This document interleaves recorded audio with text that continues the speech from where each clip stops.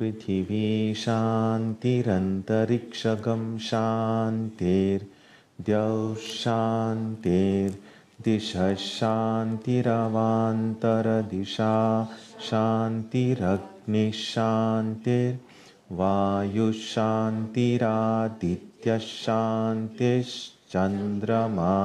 शान्तिर्नक्षत्राणि शान्तिरापः शान्तिरोषधयः शान्तिर्वनस्पतयः शान्तिर्गौः शान्तिरजा शान्तिरश्वः शान्तिः पुरुषः शान्तिर्ब्रह्म शान्तिर्ब्राह्मणः शान्तिः शान्तिरेव शान्तिः शान्तिर्मे astu shantihi. May there be peace on earth and in the sky. May there be peace in the water and in all directions. May there be peace in the plants, in the trees, and in animals. May there be peace in the hearts of all beings. May there be peace in everyone and in everything. Sarvetra sukhinas santu. Sarve santu niramayaha. Sarve bhadrani pashyantu. Ma kaschit dukkha bhag bhavet. Sarvastaratu durgani. Sarvo bhadrani pashyatu. Sarvas sadbuddhimapnotu. Sarvas sarvatra nandatu. May all be happy and healthy. May all see what is good, and may no one experience misery. May all overcome their obstacles and acquire good tendencies. May people everywhere find joy and fulfillment.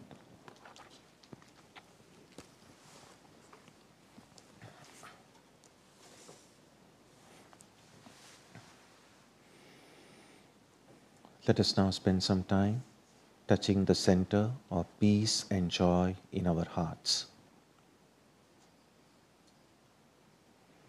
A good way to begin the practice is to withdraw the scattered energies of the mind and bring them to rest on one point.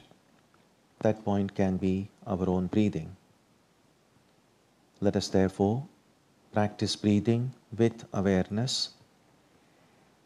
As we breathe in, let us visualize that our body and mind are being filled with love, strength, and compassion. And as we breathe out, let us release all the stress, anxiety, and exhaustion in the body and mind. Let us practice this way for a while.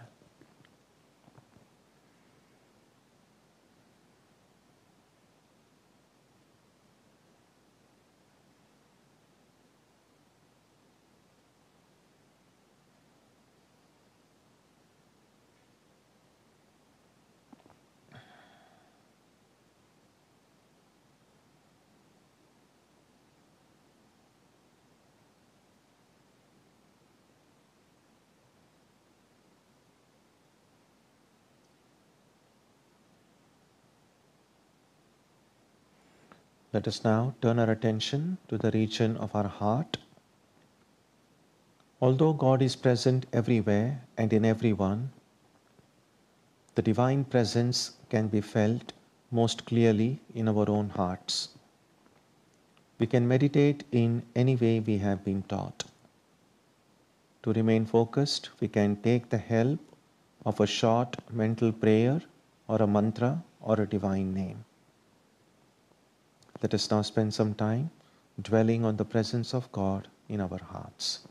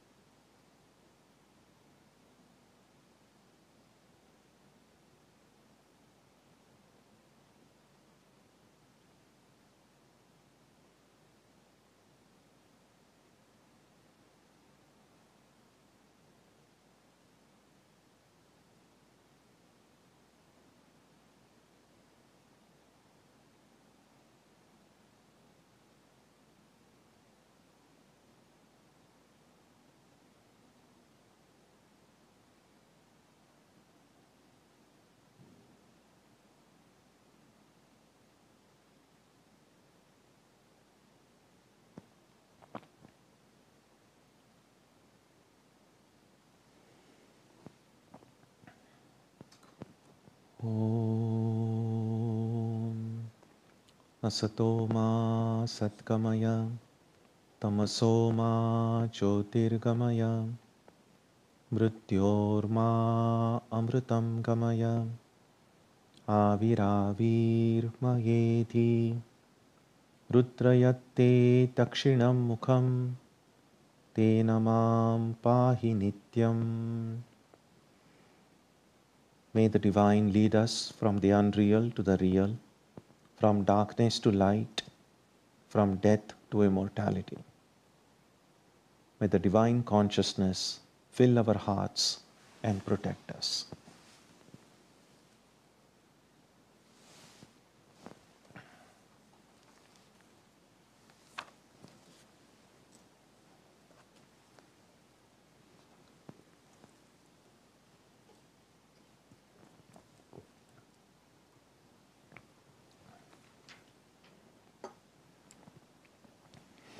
We begin today with Sutra number 11, that's on page 66.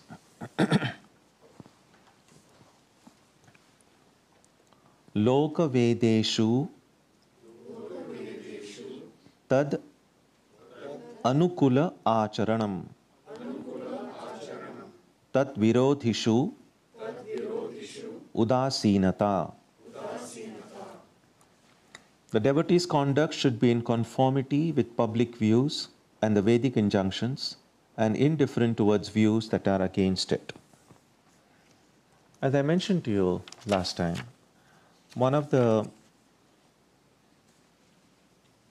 standard procedures in the sutra literature is oftentimes they'll have a statement in one of the sutras, and the terms used in a sutra which need further explication, further description, will be defined in the subsequent sutras. So, for instance, in Sutra number 9, we read Tasmin Ananyata Tat Virodhishu Udasinata Cha. So, these two terms, Ananyata, meaning the removal or cessation of everything else, or one pointedness. Ananyata means one-pointedness, and Udasinata means indifference. So these two terms appear in Sutra number 9. So in Sutra number 10, Narada then explains what exactly he means by one-pointedness. And now in Sutra number 11, which we are studying today, he takes up the second term, Udasinata. What does he really mean when we say indifference? We saw briefly in that sutra, but here is expanding on that idea. Now the translation here, the devotee's conduct should be in conformity with public views and the Vedic injunction and indifferent towards views that are against it. Takes the sutra as it is. But sometimes some of the interpreters and commentators, what they will do is they might supply to the sutra words that in their opinion are needed to complete the sense of it. It's a little bit like this. Sometimes we know we use very cryptic sentences which may not be grammatically correct but which convey the idea. And now in the days of Twitter, you got this, you can't write long paragraphs, so you have got to be as concise as you can. For instance, sometimes people say, got to go. Now, if you simply have the statement, got to go, you'll have to understand what is meant from certain references which come earlier to that. Well, I have got to go, they have got to go, we have got to go now, got to go tomorrow, got to go next year. So simply got to go will convey the idea provided you know the reference point and what precedes it and so on. Now, because these sutra are so cryptic, so short, depending on the interpreter, depending on the commentator, they might view what is missing in a different way. So here in this translation, the word udasinita is taken as just another word. But there are some commentators who say, no, the word udasinita here, indifference here, is really a definition of udasinata is given here. The word udasinata, the indifference which came before. And so according to them, it would mean here that indifference means the devotee's conduct should be in conformity with public views and the Vedic injunction, that's all. That it should be in conformity with it, and anything that is opposed to it, anything that is contrary to it, one has to do away with it. So sometimes they add the word eva. Eva means only. So the devotee's conduct would be in conformity with Loka and Veda, that is in the word Veda, of course, is the scripture.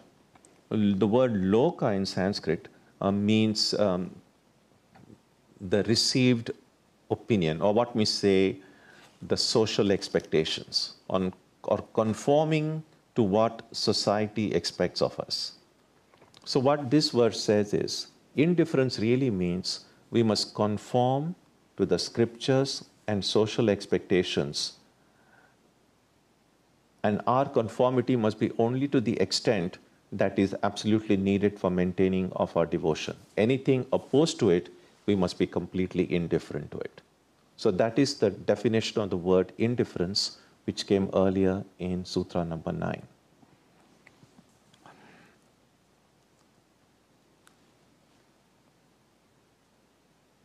Now, we have said before that in this section, Narada is discussing both. He's discussing the state of that highest love and the state of the person who has reached that highest state.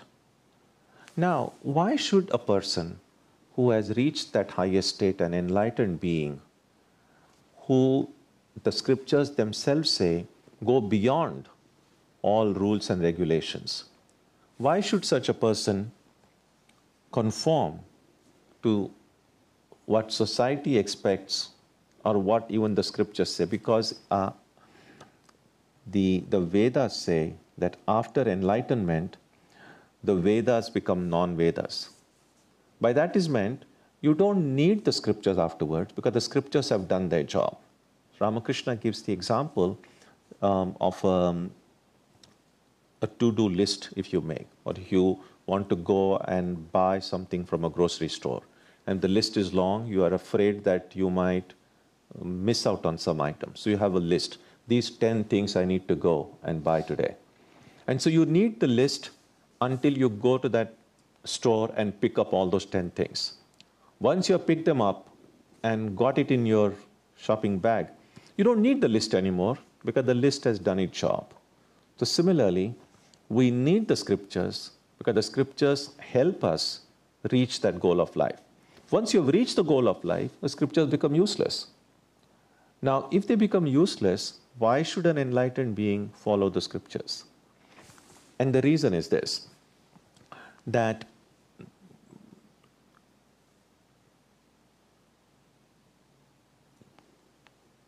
the scriptures become scriptures because of the power they have in taking a person to that highest goal. Now, how do we know the scriptures have that power? One of the reasons why texts get neglected or books fall out of favor is that if people begin to say, oh, what's the point in studying that? I don't find any inspiration in it. Or I'm not sure whether it would do me any good. Now, why is it that this kind of a feeling occurs? And this occurs because if we have not seen anyone directly ourselves, or heard of someone, or read about someone who has actually followed the scriptures and attained the goal, because then it strengthens our faith. It's a little bit like if you are given a new car with a completely redesigned, not just the body of the car, even the machine is completely redesigned, built from scratch, and said, this is a new thing we have tried, which has never been tried before, and would you like to drive the car? Now, if you are a careful person, you would a little bit hesitate. Like, well, has no one driven it before? And do you want to be kind of a guinea pig and try something on your own? And some people might hesitate and say, you know what, let someone else try it first. That's why sometimes if there is any a new version or any upgrade is available, a lot of people don't want to do that first upgrade. They say, well, let's see. Let some other people try it out. And if there are some bugs in it, let them be resolved. I'll take the next version. So just like we play safe, so it similarly makes sense that why should I follow a particular scripture? Does it work? And yes, of course, we say, well, the Gita has been around for a long time. The Upanishads have been around for a long time. And because they have been around for a long time, because you have read about it, that many people, having studied these texts, they have become enlightened. That now strengthens our faith. Well, these books work, so it's worth investing my time and energy into it. It becomes stronger even more that not only have we read about it, if we are lucky to actually see people of contemporary generation and met someone who has tried to not only study the text, but also lives according to it, who has made some progress, who has attained the truth, then our faith becomes even stronger. So that is why the book itself will later point out, says, Shastri kurvanti shastrani. That means the scriptures are already an authority. But when we see someone who has followed the scriptures and attained God, then our faith in the scripture becomes even stronger. Sometime you will see in Ramakrishna's conversations, he describing some of his great mystic visions. And after doing it for a while, he sometimes stops and he asks M, who was the recorder of the conversation, he says, do you think I should have mentioned all these experiences?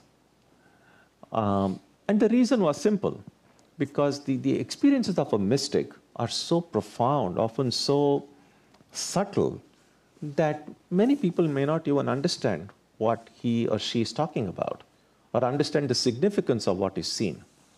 And so sometimes Ramakrishna would tell his experiences, and then maybe pause a little bit and say, should I even have said that? Would anybody even understand what I'm saying? And then he himself would sometimes answer and say, no, this will strengthen their faith. So when they see someone has actually is seeing the reality, seeing the higher truths of life, they will feel that this is not just theory, that it's possible. And that is why we need mentors. We need someone to show us the way. Now, if these mentors who are enlightened, they say, well, we don't need to follow any rules. We don't need to follow any social conventions. And so they don't follow them. If they don't follow them, then the rest of us are like, well, if they don't do it, why should we do it? So an enlightened being respects social conventions. An enlightened being follows the scriptures, not because they need it, not because they are bound by it. That person do it only so long as these following of these social conventions or following of these some of the things mentioned in the scriptures don't go against these basic principles of bhakti or devotion. So long as they don't violate the ultimate goal of life, an enlightened being does not go about flouting all conventions or breaking the rules just for the sake of breaking it, just to show that, well, I have gone beyond it. An enlightened being doesn't need to impress anyone. In fact, an enlightened being automatically sets an example to all of us. So that is the meaning of indifference. Indifference doesn't mean not following social convention. Indifference doesn't mean ignoring scriptures, but doing all of that, but being indifferent to anything that goes against or contrary to the goal of life. Sutra 12. Bhavatu nishchayadardhyat urdhvam shastra rakshanam. There should be conformity with the scriptures until one's faith is firmly established. Now, nishchayadardhyat, firmness in faith. Urdhvam literally means beyond. Shastra rakshanam, conforming with the scriptures. Now, again, just as I mentioned before, some of the commentators interpret this a bit differently. Now, here the translation says that we must conform to the scriptures until our faith is established, in other words, until we are enlightened. But some other commentators point out, they add the word api, also. That is, one should conform to the scriptures even after one's faith is established, even after enlightenment. And why they should do it is just what I explained now. They need to do it not for their own good, but for the good of others. Before we are enlightened, there is always going to be some tension, because until enlightenment, we have this ego, this I. And then, of course, the sense of I always comes with the sense of not I. So I and not I is the rest of the world. And the tension comes in deciding, how do I budget my resources? Whether it's not just financial, but my time, my energy. How much of my time and energy should I invest in taking care of myself, the I, and how much of my time and energy I should invest in taking care of the world? By taking care, I mean helping the world. And so, little bit of this tension remains. Yes, we understand the need for serving others. We understand the need of serving those who are in need. But they say, well, I have needs too. Just as others have needs, I have needs. So, how much of my resources should I use to fulfill my need, and how much should I do it for the needs of others? So that's the tension. Now that tension gets resolved in the case of an enlightened being, because this I, this little I, has completely gone. In fact, the disappearance of this little I, what Ramakrishna sometimes called the unripe I, and attainment of enlightenment is one and the same. What keeps me separate from God is this little I as opposed to this big I. And so when the little I goes away, only one remains. In Jnana Yoga, that one is seen subjectively as the spirit, as the Atman. In Bhakti Yoga, that same one is seen as God. So you're just using different terminology, different ways of looking. But both, whether in the path of devotion or in the path of knowledge, only one remains, whether you see it subjectively or not. That's the idea. And therefore, what this verse means here is that even after enlightenment, an enlightened being should continue to do everything in conformity with the scriptures, because to set an example for others. At that point, the enlightened being has no self-interest, because the little self has completely gone. So whatever an enlightened being does, consciously or unconsciously, is everything for the good of the world. It's not even out of a sense of duty. Krishna says in the Gita, I have no duty. And duty again is a kind of bondage. Duty is something like, well, that's my duty. I've got to do it. So an enlightened being helps the world not out of a sense of duty. Oh, it's my duty to help the world. There is no duty there. But whatever the enlightened being does automatically becomes the service to society. That's the idea. Sutra 13. Anyatha patitya shankaya. Shankaya. Now there is some grammatical questions here about this. So one of the ways that this gets resolved, as I said, sometimes you might need to add a word to complete the sense, because these sutras are very, very, very compact. So some commentators say, patitya shankaya bhavyam or bhavitavyam. In other words, it's a passive voice. That if one doesn't conform to the scriptures, there is the fear of falling from the ideal. Now this also has to be understood correctly. There is always a fear of falling from the ideal, so long as one has not reached the ideal. And therefore, there is a saying that only after a person has become enlightened is then there is no danger that there would be the fall from the ideal. Until that point, there's always the danger. So one has to be very careful, very alert that our life doesn't get sidetracked. But there is always the danger. It's like only after suppose you're going for a long drive. If you're not alert, there is always the danger that you might take a wrong exit. Most of us don't, but sometimes people do. Unconsciously, oh, you're supposed to take an exit that's exit 32B, and you have this 32 in your mind, and accidentally you go 32A. So there is a possibility that you might take a wrong exit. But once you have reached your destination, then you say, well, now I cannot take any wrong exit because I've already reached. Similarly in spiritual life, unless and until we have reached the final destination, there's always lots of rest stops on the way? Rest areas? Yeah, so lots of rest areas with lots of McDonald's and Starbucks, etc. You might say, okay, let me just rest a little bit. So similarly in spiritual life, we say, oh, now I have done too much meditation now. Let me just rest for a while. And once you take an exit, it may not be always easy to find your way back on the highway. And so we have to be very alert. But once a person has reached the destination, then there is no danger.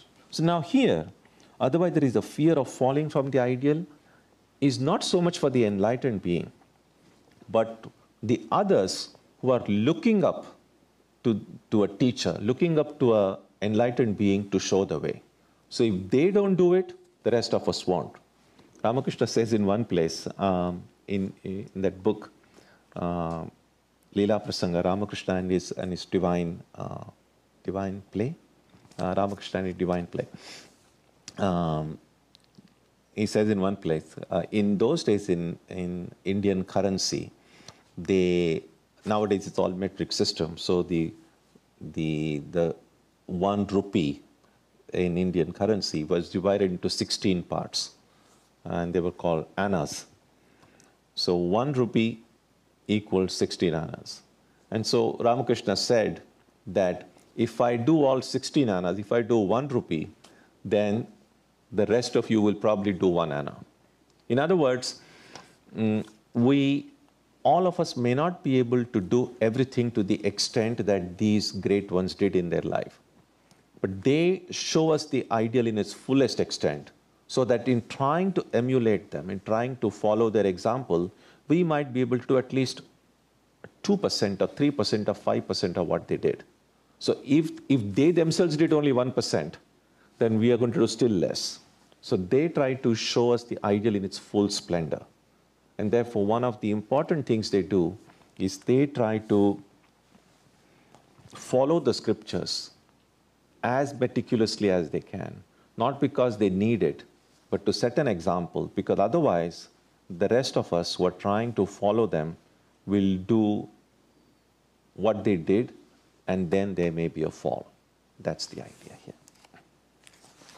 Sutra 14, page 69. Lokopi tavadeva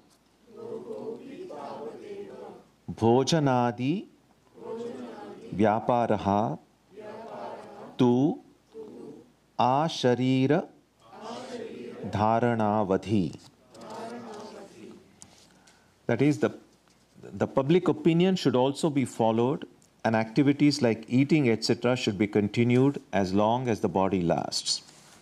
So, lokopi, lokaha, public opinion, what's translated here, means social customs. So, again, as I mentioned before, the enlightened being doesn't flout social conventions just because you're like, well, I don't care for them.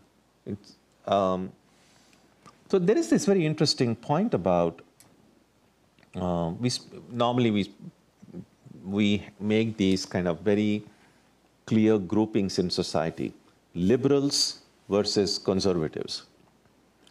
And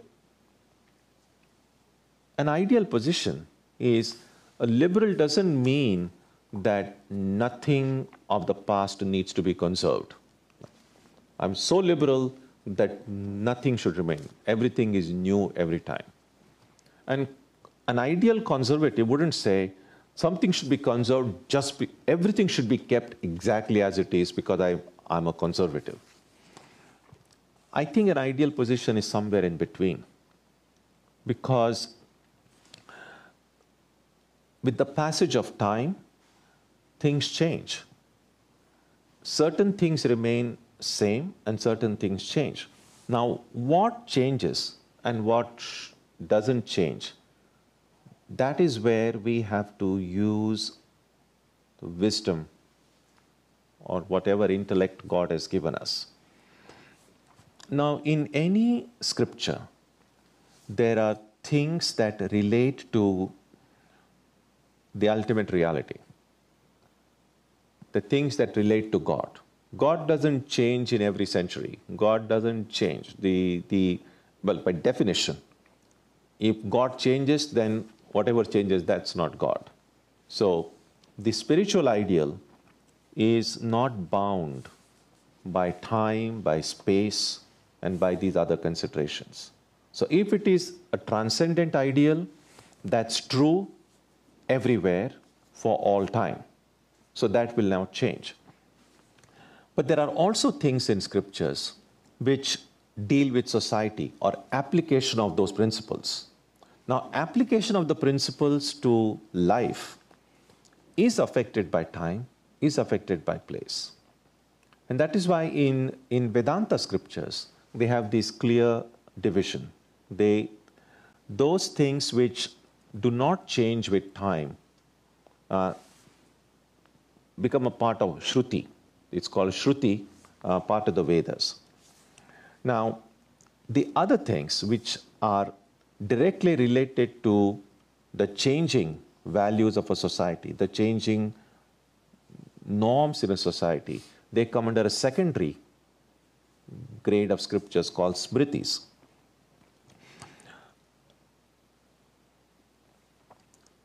And so what is pointed out here is that we have to follow the social customs as much as needed. What an enlightened being does is makes as much, that is Tavadeva, as much things that need to be modified depending on the time, place, and circumstances is modified under social customs. Whatever things need to be preserved are preserved. And that is something that only an enlightened being can do, because an enlightened being is able to see what is right for this age in which we live. And as far as other things are concerned, activities like eating, etc., should be continued as long as the body lasts. Now, eating, etc., here doesn't mean simply just for physical survival. It also means living in a healthy way. So, healthy habits of food, rest, work, they all become a part of an enlightened being's life. Again, not in order to, for one's own preservation of the body in that sense, because an enlightened being has already become free from that, but in order to set an example. Because if we see someone living in a healthy way, it gives us then, and not just anyone, someone we look up to. If that person lives in a healthy manner, then we say, well, that's the way we should do, because that's just human nature. In life, we will always look up to someone. Now, who we look up to may change with age. When we are very little, for many of us, our parents are the one we look up to. We know that, well, we are going to do exactly the way they did it. Then as we grow older, we come in contact with other people. Sometimes it could be one of our teachers in schools, or some friend, or some relative, again, or it could be some public figure. Depending on our interest in life, depending on whatever speaks to us from a perspective of an ideal, from a perspective of our interest in life, we say, oh, I'm a fan of so-and-so, or I adore so-and-so. And then, consciously, but often unconsciously, we then try to follow the path that they have showed. And which is why it's a great responsibility in some ways for the enlightened being. And what an enlightened being does is, therefore, doesn't change social customs or conventions just for the sake of changing. It recognizes that for this present time, what things of the past need to be changed, what things need to be preserved. So an enlightened being is neither a liberal nor a conservative. An enlightened being is actually both. Open to change where change is needed, but also willing to preserve what needs to be preserved. So that is what is meant by this sutra number 14. So we have seen 4 sutras today, 11, 12, 13, and 14. And one running theme in all of these 4 is how an enlightened being here, because we are reading a bhakti scripture, is predominantly one who is established in that highest love of God. We have seen before, and this will be discussed in the latter part of the book as well, that love has its steps. So in the initial stages of love, there will be lots of rules and regulations. There will be do's and don'ts. A lot of the disciplines that we go through in life, some fixed hours for our meditation, for our prayer, and so on. These are the different rules that we set for ourselves. Those are needed. When that highest love fills our heart, then we kind of transcend these rules. Again, we don't break these rules, but we go beyond them, because the rules have done the job of trying to ripen my love, so to speak. The intensity of my love becomes so much, then the rules remain behind. And what we discussed in these 4 sutras today is about this person who has attained that highest love, and how that person lives, what are the kind of things that person does, and how it influences the rest of us who are on that path to attaining that highest devotion. So there is a kind of a running theme in these 4 sutras that we saw today. So if you have any questions, thoughts, ideas, feel free to ask.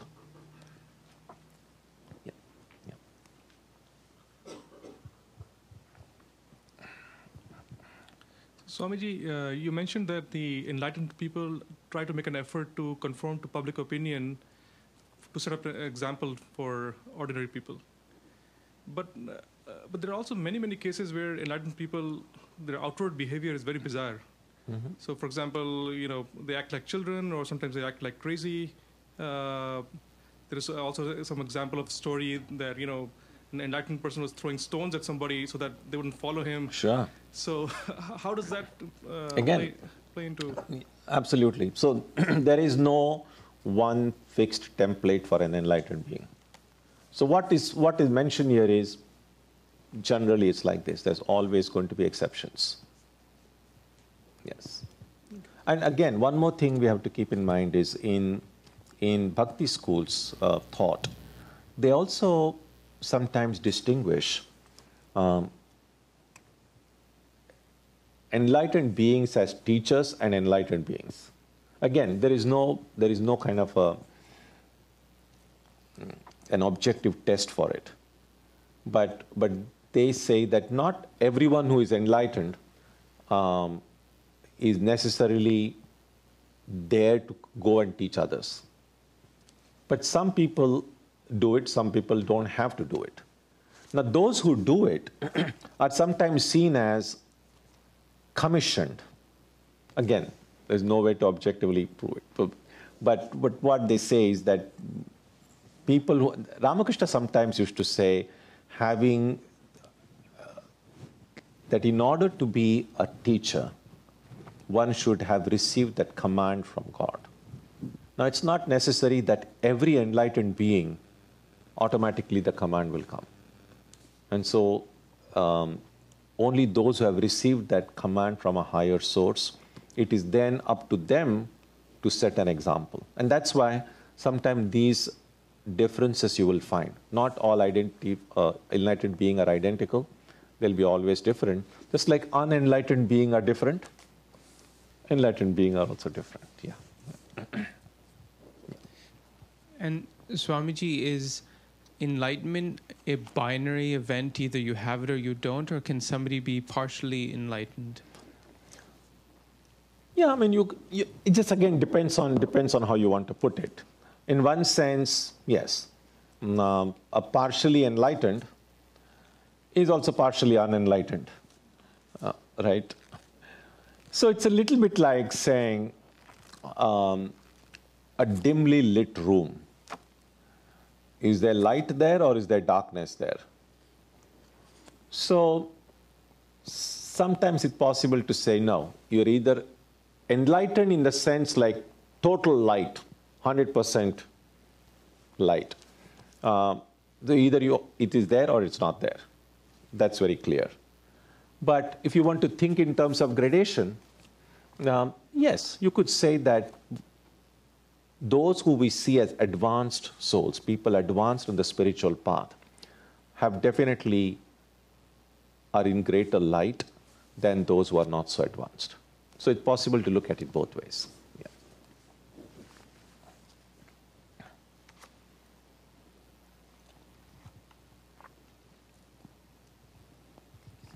So it's a very short question. Do you understand right? I just had chance to study just a bit, a few minutes really. Rishis, Indian classification of rishi. So they have some different. There are different sort of rishis, right? Do you understand right? Mm-hmm. And among them, teachers belong to just special categories. So it's. So teachers are rishis, but just very special category, right? Is it my understanding right? Yes. See, the thing is this, that it's human nature to try to make groups. And so when we say rishis, and then there are some who are maharishis, like greater rishis. And then there are, sometimes we say avatar. And then Ramakrishna sometimes spoke about Ishwara Koti and Jiva Koti. So it's possible to make these kind of groups and then kind of stack them in a hierarchy. That this is higher than this, this is higher than this. And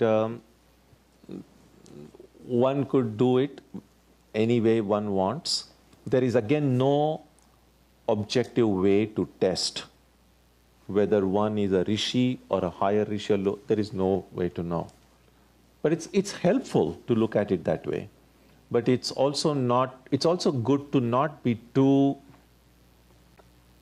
dogmatic about it, because it's very difficult to objectively know who is at what level. Yeah, that's definitely for me for sure. Yes, but it's as you told just before a few minutes ago, that's people who destined to teach, and they have some commandments from. So they're separate from people who just can throw a stone because he dislike to be followed. So Yeah, sure, yeah. Definitely, it's different category of Yeah, people. yeah, that's why I said that in some of these people you see that the role that they play in life is that of a teacher, but not every enlightened being is expected to play that role. Yeah, that's Thank you so much.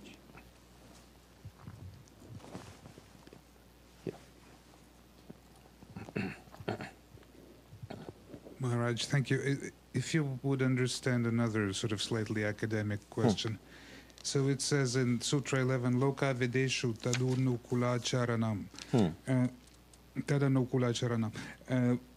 It seems to me that the translation leaves out this tad, which in the second case, tad virodishu. Yeah. It translates it as is. Yeah. Now we've seen that everywhere tasmin, yat, tad, and so on in all the preceding sutras refers to bhakti, the central thing that's being discussed here. So it seems to me that this says loka videshu in the Veda, in scriptures and public opinions, follow that which is in accordance with bhakti, and be indifferent to that which is not which is against bhakti. Yes. So what is, if you look at it as this being indifferent, being a description of what is mentioned in the earlier, it simply means indifference, which was referred to earlier in Sutra number 9, means following only as much as it is in conducive, whether it's social custom or scripture, only as much as it is conducive towards bhakti, and being indifferent to everything opposed to it. So that's how that indifference is being kind of expanded upon, that what exactly Narada meant by indifference, that is being described here. Yeah, good point. Thank you. Yeah.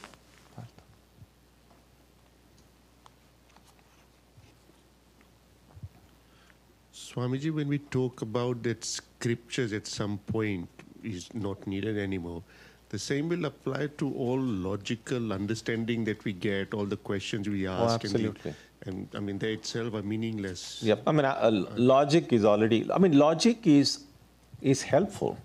We don't have to abandon logic. We need to apply logic, apply reason as far as it can take us. But also recognize that at some point it's going to stop. At some point, you can only go thus far with reason. And then the leap beyond that, the reason cannot take you. So we have to follow reason as far as it can take us. So reason is not to be considered like a useless instrument. Srikant. Swamiji, you advised us to use the wisdom to make the decisions as we go for like what is right, what is wrong.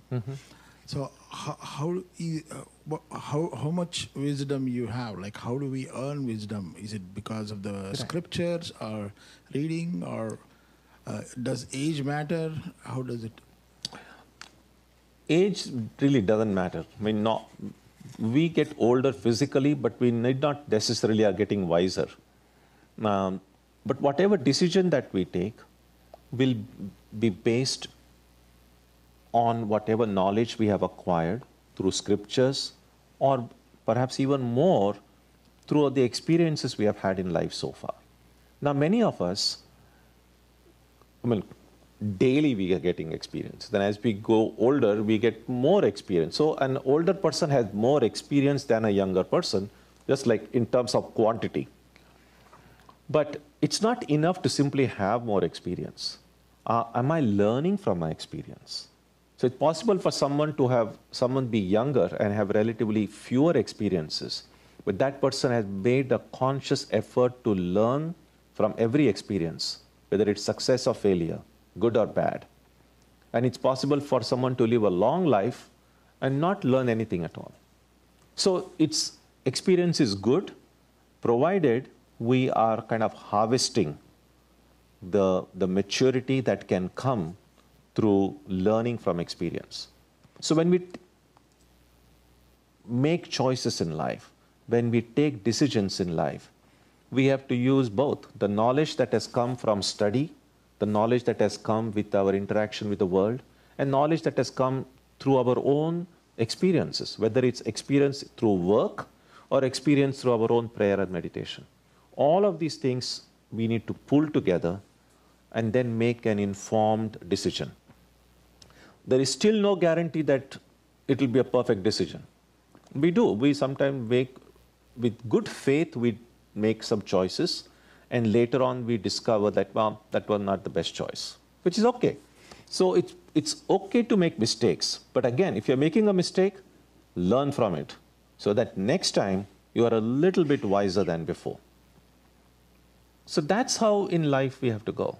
We can't always be right, and generally we are never always wrong. Usually most of us are somewhere in the middle. Some people get it right more than wrong, and some people the other way. But that's basically life. We look at our own life, there are a few successes, there are a few failures. There are some things we get right, there are some things we get wrong. And which is fine, which is completely normal. But what a spiritual seeker will do, whether it's through success or failure, learn from it. If you find that a certain decision was right, see why it was right. And in future, use the wisdom that you get out of making a correct decision like that. And if something was wrong, you find out why it was wrong. And next time a similar situation comes, don't make the same mistake again. So that's how we go. Yeah. Yeah. Swamiji, one question for the commentary made by Swami Tyagananda Ji for the Sutra 13. So he mentioned that certain part of the Vedas we should not follow, or the devotee should not follow, how to go to heaven, how to acquire wealth. And then the later part, he said, certain part is necessary for protecting the devotee against impurity. He didn't mention about Upanishad, but is it that part he's kind of indicating, that abandon the ritualistic part of the Vedas and only follow the Upanishad? No, see, the thing is this.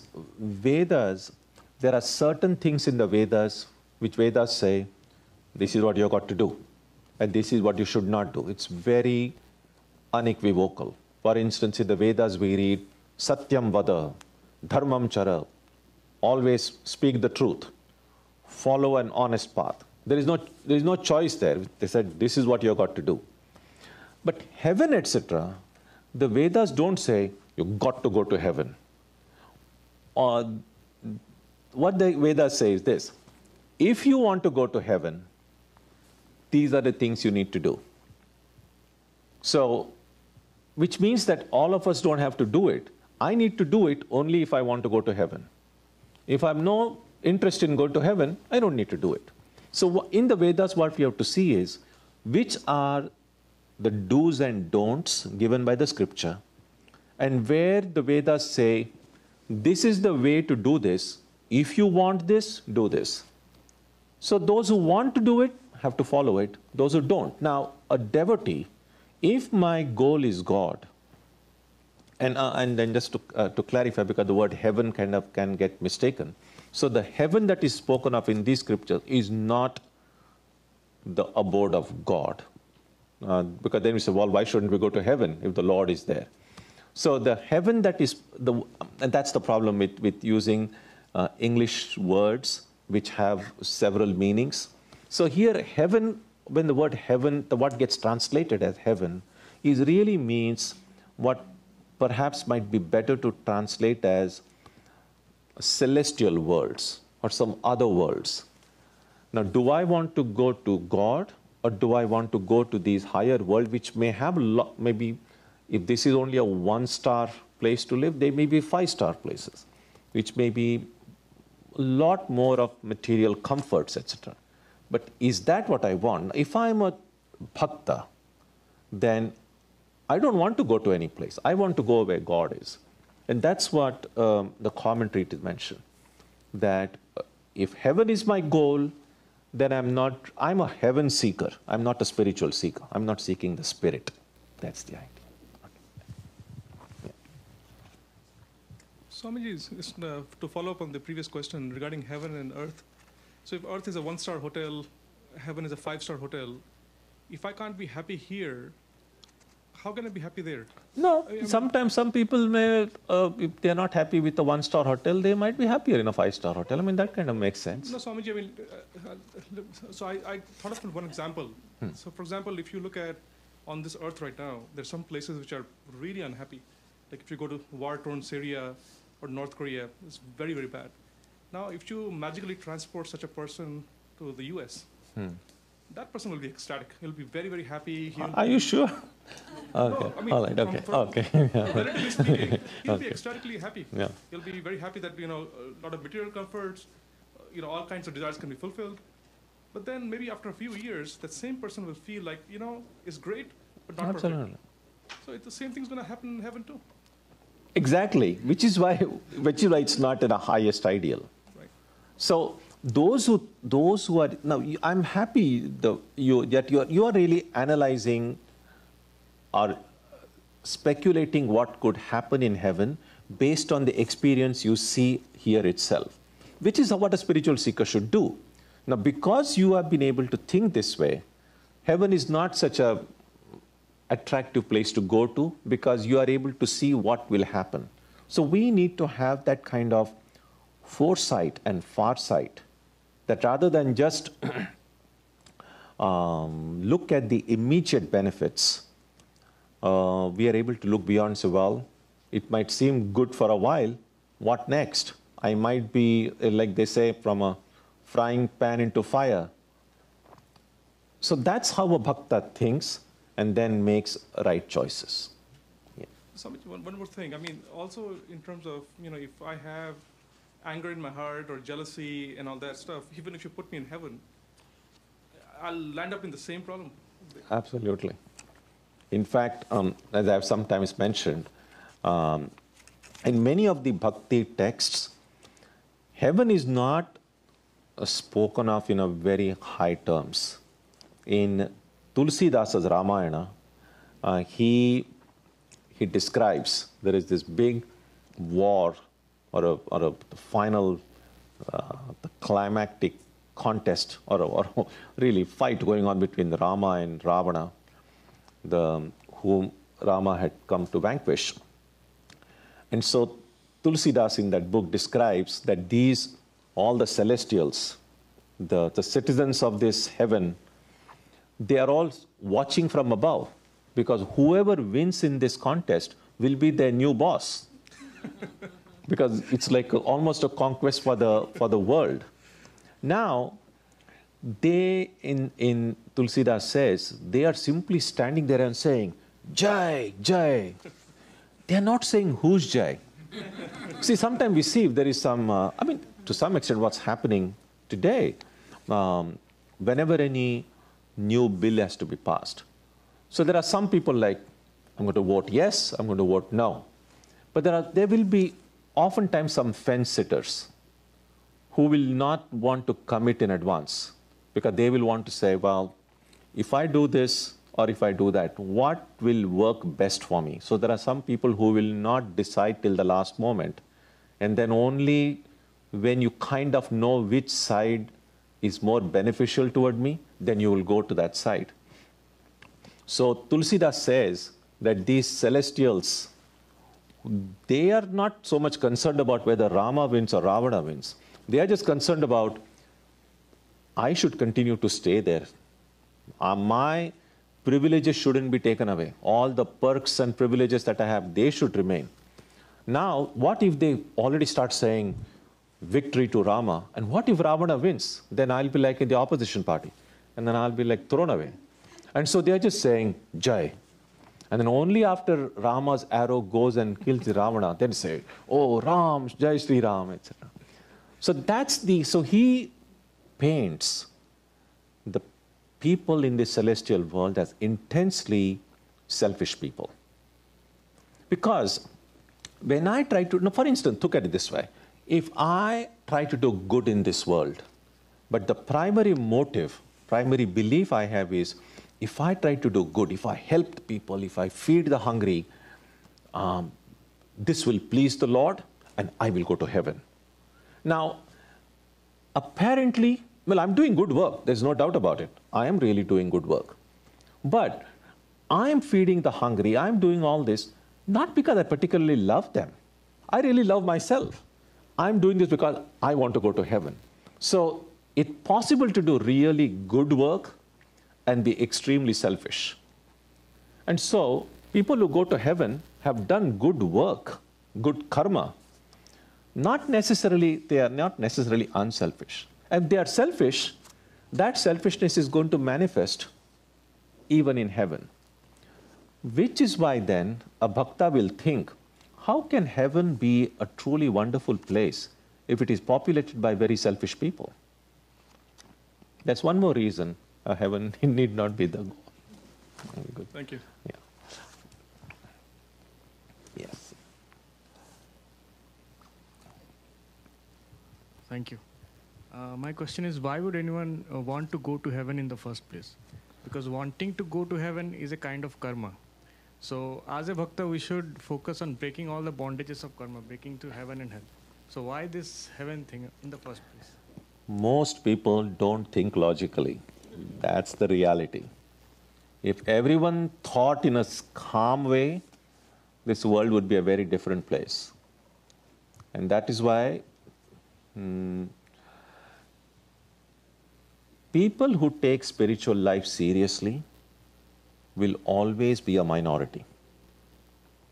And that is why I sometimes say, Vedanta, as we understand and practice it, I doubt it will ever be a mass religion. I doubt it will ever be like thousands of people coming in. I hope it happens, but I'm very skeptical because history has showed that it's not as if people are bad. That's not what I'm suggesting. By and large, I actually believe in the goodness of human beings. I believe that most people want to be good. But most people don't want to be too good. In fact, when I became a monk, I was very young then, and then that was one of the things that some of the members of my family said. They said, well, we brought you all these books to read of Vivekananda stuff because we wanted you to be a good boy. Not so good as to just leave everything and go. So by and large, people are good. But again, it's a kind of a misconception that if you become too good, you will miss out on all the fun in life. And to some extent, I think the way religion has been presented, and some people who are seen as religious people are truly boring people. And so when you look at some people and say, oh my God, if I be religious and that's how it is going to be, it's not a very attractive thing. But those who persevere and are lucky enough to take religious life seriously, and they discover that there is much more fun in being truly spiritual than in being truly worldly. But it takes a little while. It's not straight away. It doesn't happen immediately. And so, yes, so did I answer your question? That most people don't do it because most people don't think.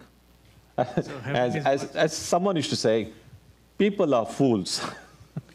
And it kind of feels good because you say, well, we are the few enlightened minority to be able to take it seriously. And I think this kind of ego is not that bad. To think of yourself as, I'm one of the few who is taking these things seriously, which most people don't even care for. Eventually give up this ego. But in the beginning, to have this is okay. One last question. Yes. You talked about scriptures in the initial session. So suppose tomorrow or today, if I go to the market and to buy some scriptures, how will I know that this scripture has been written by an enlightened being or some other drunkard who has written something? And Yeah, true. Yeah, absolutely true. Because a lot of time when you go to a bookshop, sometimes how will you even judge? Usually we just see, first of all, the cost of the book, if I can afford it. And secondly, well, if it's got a good production value, great cover, good attractive title, and if you kind of browse through it and read a few paragraphs, it's written in a language that is lively and I can understand and intelligible. It just feels like, well, that's what it is. Just like there is fake news, there could be like fake scriptures, or at least a fake interpretation of it. And so, yes, I get your point. That is a danger. And so we have to, again, use our best judgment that we are able to find a source which is authentic, which is dependable. Yes, there is really no objective way to do it. So as far as, I would suggest this, again, going back to that example I gave before about driving a car which no one has ever driven before. So if you can find a source which is kind of time-tested, which others have already followed, and you know that it works, that is a safer bet than a new book out into the market. You don't know who this author is, and you are the first one to read it. Be a little careful, or at least read reviews before you buy anything. Wow. Just have to make the best judgment you have what to do. Okay, last question. Just on that, and somewhere we need to start trusting our own digestion of what we read. Yeah. Because and as I said, sometimes you might make a wrong call, but eventually, sooner or later, Sri Ramakrishna once said that if we are earnest, and that's very important, if I'm sincerely seeking the truth, and if I'm earnest, and even if I go to a wrong source, my sincerity and earnestness will eventually put me on the right path. Suppose I want to go to someplace, and by mistake I start walking in the opposite direction. But I am truly earnest and I really want to go there. This is a mystery, and people might call it God's grace. But if I'm sincere and earnest, and if I'm going in the wrong direction, in most unexpected way, someone will come and say, no, that's not the way, you should go this way. That happens. So I think what is in our hands, sometimes the judgment can go wrong, but what is in our hands is to be truly honest, truly sincere, and truly, yes, I think sincerity, a single-minded sincerity is the most important quality in a spiritual seeker. Because if that is there, God's help comes. It just comes. That's how it is. Okay, so we'll stop here today. So when we meet next time, next week, we'll begin with Sutra number 15.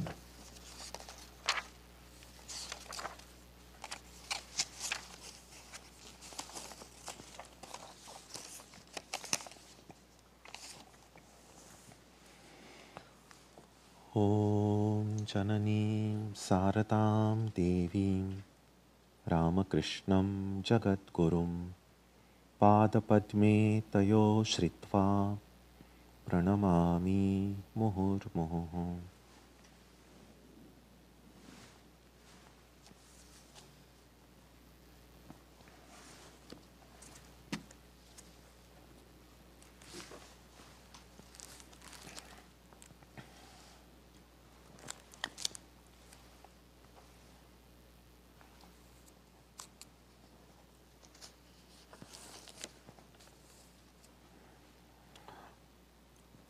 On Sunday, we will have Antar Yoga. As usual, we'll have readings from two of our fellow devotees. There'll be reflection, there'll be music, and we'll also celebrate the birthday of everyone born in the month of November. So all of you are welcome on Sunday. And next Wednesday, we'll continue with the study of Narada Bhakti Sutra. And Tuesday and Saturday, our Arati and meditation will also continue as usual. So let's conclude with a prayer on page 3.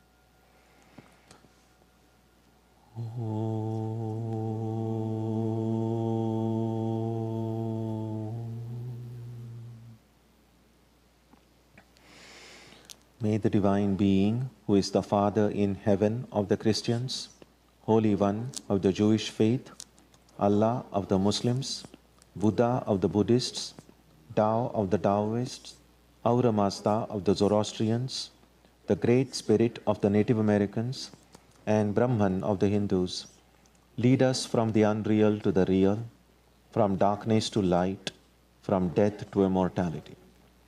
May we be granted strength, freedom, and clear understanding. May we learn to see God in our own hearts and in everyone around us. May God bless us all and fill our hearts with gratitude, grace, and love. Om Shanti Shanti Shanti. Peace, peace, peace be unto all.